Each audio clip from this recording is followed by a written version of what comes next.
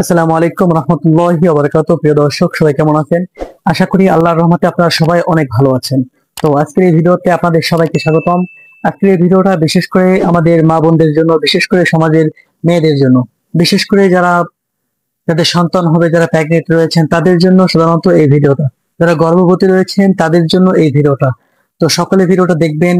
আর আজকের ভিডিওতে আপনাদেরকে এমন কিছু শেখাতে যাচ্ছি, আশা করি এই জিনিসটা আপনাদের প্রত্যেকটা ব্যক্তির জন্য অত্যন্ত গুরুত্বপূর্ণ হবে। তো সেই বিষয়গুলো হচ্ছে যে, প্রথম বিষয় বলতেছি যে নেককার সন্তান কিভাবে পাবেন, এবং প্রথম প্রশ্ন নেককার সন্তান কিভাবে পেতে হয়। দ্বিতীয় নম্বর হচ্ছে, একজনে প্রশ্ন করেছেন যে গর্ভবতী অবস্থায় সহবাস করা যাবে কিনা। আর তৃতীয় প্রশ্ন হচ্ছে, আল্লাহ ছাড়া অন্য কারো কাছে সন্তান চাওয়া যাবে কিনা। তো এই কয়েকটা প্রশ্ন নিয়ে আজকে আপনাদের সামনে উপস্থিত হয়েছি। আর লজ্জার কিছু নেই, প্রত্যেকটা বিষয় প্রত্যেকের জন্য জানা অত্যন্ত জরুরি। কারণ বর্তমানে আমাদের সমাজে না জানার কারণে আমরা অনেক রকমের বড় বড় গুনার ভিতরে আমরা ধাবিত হচ্ছি, যে গুনাহ আমাদের জন্য ক্ষমার অযোগ্য, এরকম বড় বড় গুনার ভিতরে আমরা ধাবিত হচ্ছি। এই জন্য লজ্জার কিছু নাই, প্রত্যেকটা বিষয় আমাদের প্রত্যেকের জন্য, আমাদের সবাইকে জানতে হবে। তো এই জন্য আজকের ভিডিওটা।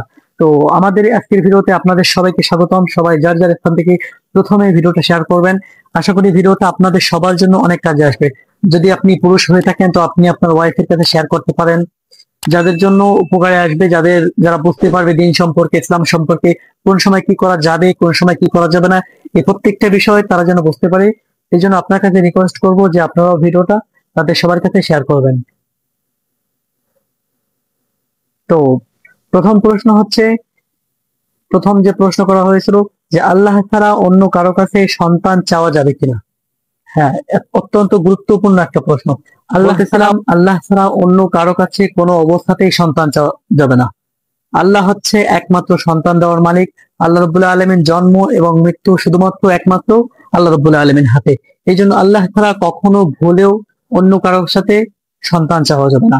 যেরকম আমরা একটা ভুল করে থাকি, আমরা সন্তান পাওয়ার জন্য আমরা গণকের কাছে যাই, কবিরাজের কাছে যাই, তাবিজ লই, সন্তান হয় না যাদের, তারা তাবিজ নেয় যাতে সন্তান হয়। অনেকে দেখেছি যে পীরের মাজারে যায়, গিয়ে সেখানে তেল আনে, সেই তেল এনে পেটে ঘষতে থাকে, এই তেল নাকি পেটে ঘষতে তার সন্তান হবে। এরপরে এরকম সমাজে অনেক কিছু জারি রয়েছে যেটা আমাদের সমাজে বর্তমানে হচ্ছে। এটা কখনো করা যাবে না। এমনকি আল্লাহ ছাড়া অন্য কারোর কাছে যদি আপনি সন্তান চান, স্বয়ং আপনি আল্লাহ রাব্বুল আলামিনের সাথে শিরক করবেন। আর আল্লাহ রাব্বুল আলামিন বলেন, ইন্না শিরকা লাযুলমুন আযীম। আল্লাহ রাব্বুল আলামিনের কাছে সব থেকে বড় গুনাহ হচ্ছে শিরকের গুনাহ। এই গুনাহ আল্লাহ রাব্বুল আলামিন কখনো ক্ষমা করবেন না। সন্তান দেওয়ার মালিক শুধুমাত্র একমাত্র আল্লাহর হাতে। আল্লাহ রাব্বুল আলামিন চাইলে একেবারে বৃদ্ধ বয়সেও আপনাকে সন্তান দিতে পারে। অনেক নবীদেরকে আল্লাহ রাব্বুল আলামিন এরকম বৃদ্ধ বয়সে সন্তান দিয়েছে, আমরা জানি। এই জন্য সর্ব অবস্থায় সন্তান চাইতে হবে একমাত্র আল্লাহ রাব্বুল আলামিনের কাছে। আল্লাহ ছাড়া অন্য কারো কাছে কোনোভাবেই সন্তান চাওয়া যাবে না। আসেন এবার দ্বিতীয় প্রশ্ন। দ্বিতীয় প্রশ্ন হচ্ছে, প্রেগনেন্ট অবস্থায় সহবাস করা যাবে কিনা। অত্যন্ত গুরুত্বপূর্ণ একটা প্রশ্ন।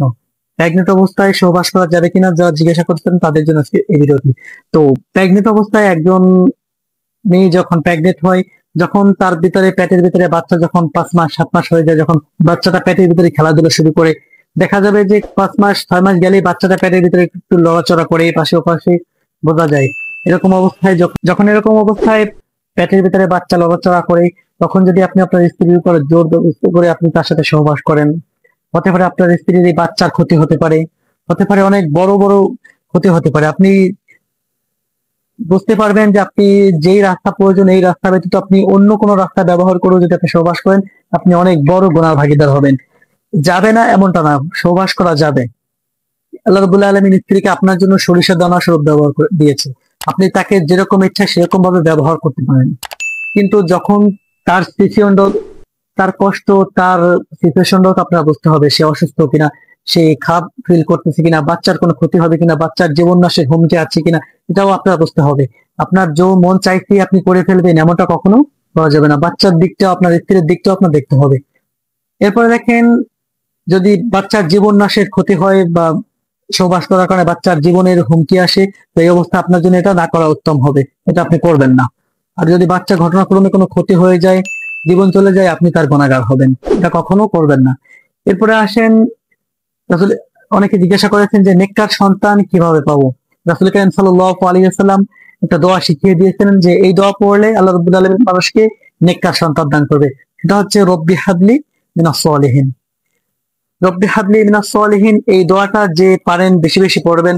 যখন আপনার পেটে সন্তান আসবে তখন আপনি বেশি বেশি এই দোয়াটা পড়বেন। দোয়াটা কি? রব্বি হাবলি মিনাস সলিহিন। আমি এখানেও লিখে দিচ্ছি, আমি ডিসক্রিপশনে লিখে দিব, আপনার যদি মনে চায় আপনি এটাকে ডাউনলোড করে নিতে পারবেন। এরপরে যখন সন্তান গর্ভে আসবে আপনি টিভি দেখবেন না, খারাপ যে জিনিসগুলো আছে সেই জিনিসগুলো দেখবেন না, গান বাজনা এগুলো থেকে দূরে থাকবেন, নামাজ পড়বেন, রোজা রাখবেন, তারপরে ইসলামী হুকুম যেগুলো আছে প্রত্যেকটা হুকুম পালন করবেন। দেখবেন আল্লাহ রাব্বুল আলামিন আপনাকে একটা নেককার সুন্দর সন্তান দান করবে। নেককার সন্তান একজন বাবা মার জন্য সব থেকে বড় নিয়ামত। কারণ বর্তমান যুগটা এমন হয়ে গেছে, সন্তান বড় হওয়া মাত্রই বাবা মাকে নিয়ে বৃদ্ধাশ্রমে রেখে আসে।